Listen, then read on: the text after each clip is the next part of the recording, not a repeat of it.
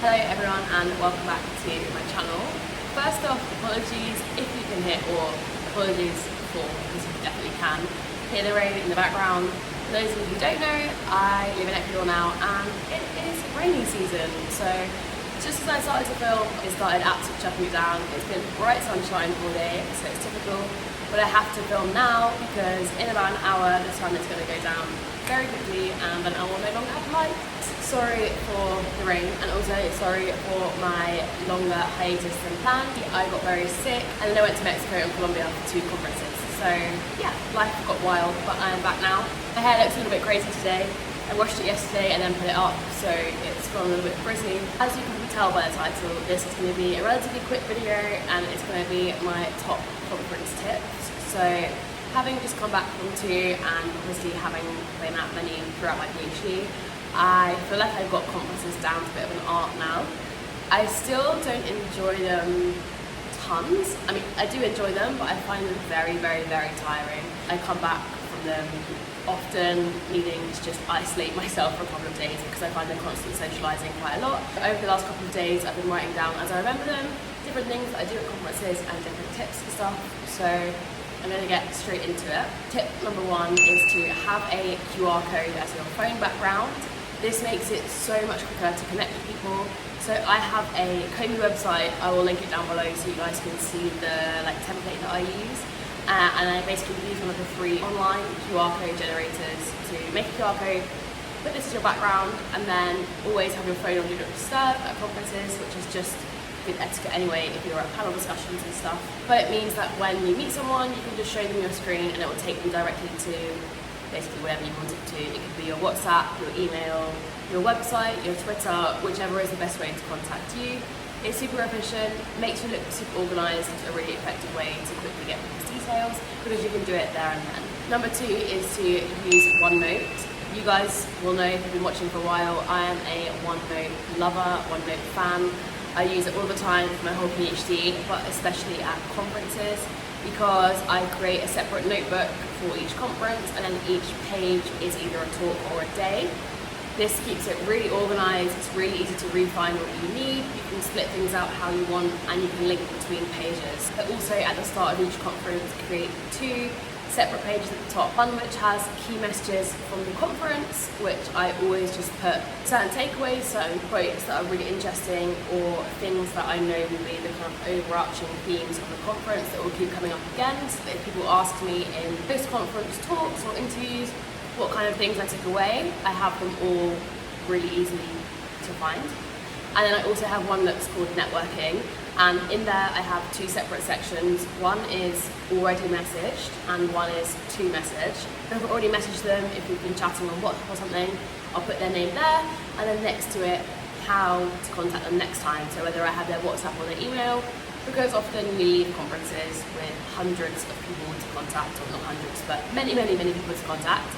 And then anyone who I've got their business card or whatever, I'll quickly add the photo of the business card to the OneNote side, which says to contact, and then where you met them. Always write down where you met someone, what panel it was, what talk it was, if you were just in passing, so that when you go to contact them again, you can say, it was so nice to meet you, and then trigger their memory by saying, at X's talk, or at this panel, or whatever. It makes it a bit more personal and it makes it far easier for them to remember who you are because chances are they're far more senior than you are, so you're more likely to remember them, harsh as that sounds. Tip number 3 is to know your 30-second elevator pitch.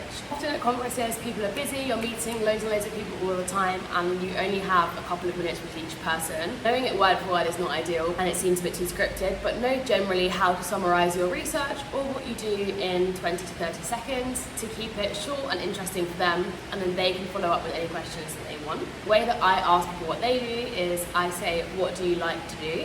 And then they can either frame this as academic or what they do for their work, or whether it's a bit more of a kind of social friend-to-friend conversation, they can go completely away from work. And I often find this makes the conversation much more relaxed and much more informal, which is just nicer. Tip number 4 is to be nice, be helpful and be approachable. Always smile at people, even if you're just walking past them and you have your headphones in. I always just smile, seem approachable, make sure your badge has your name facing outwards. Be helpful. If you're pouring a glass of wine or getting a beer, pour the person next to you a glass of wine, grab them a beer, and it easily starts a conversation without you having to panic about, eek, I want to speak to this person, but I don't know how. Tip number 5 is to listen.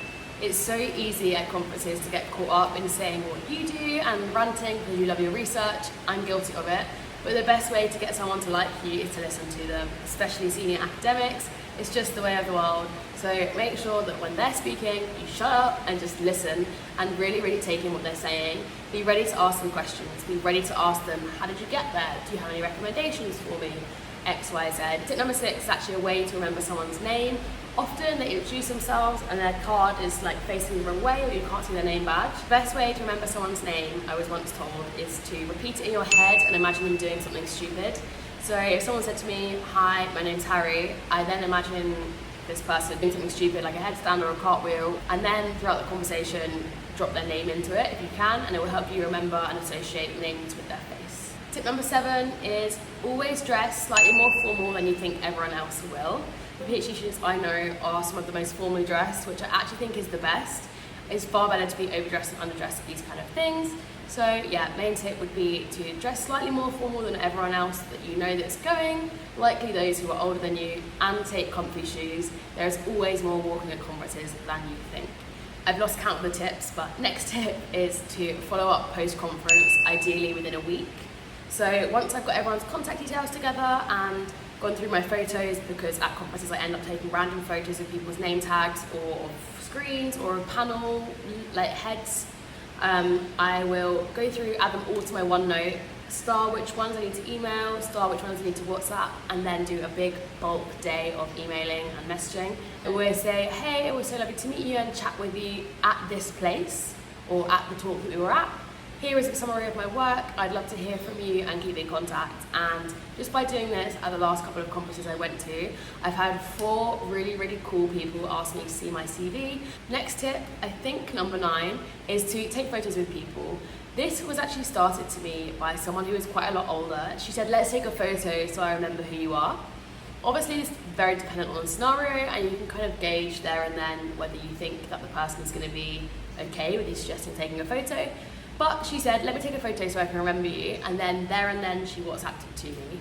And I read it, but then marked it as unread, so that when I got back from the conference, I could respond to her and be like, hey, it was great to see you, and I just now opened your message, blah, blah, blah, blah, blah. You automatically have a talking point.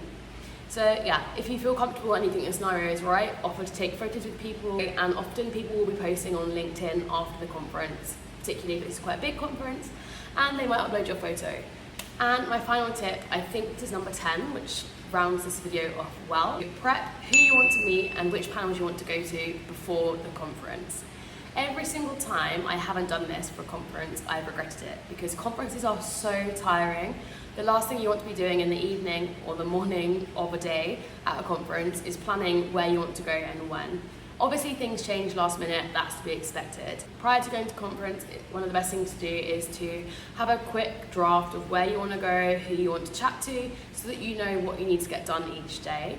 Sounds super regimented and doesn't have to be set in stone, you don't have to follow it, but it's nice to know what options you have, which panels sound good to you, and which people are speaking where. It also gives you a little bit of structure to your day. Obviously you can change it as and when, so if you meet someone and you find a different panel that's better, that's obviously a great option, but it's good to have a bit of an idea, especially if the conference is big. That is all of the tips that I have. If I think of any more that I have forgotten to say verbally, I will put them in the caption. But if you have any that you would like to share that have come in useful for you, please drop them below. I hope the rain hasn't been too loud, and thank you so much for watching. I will catch you very soon. I hope you have a lovely week. Adios.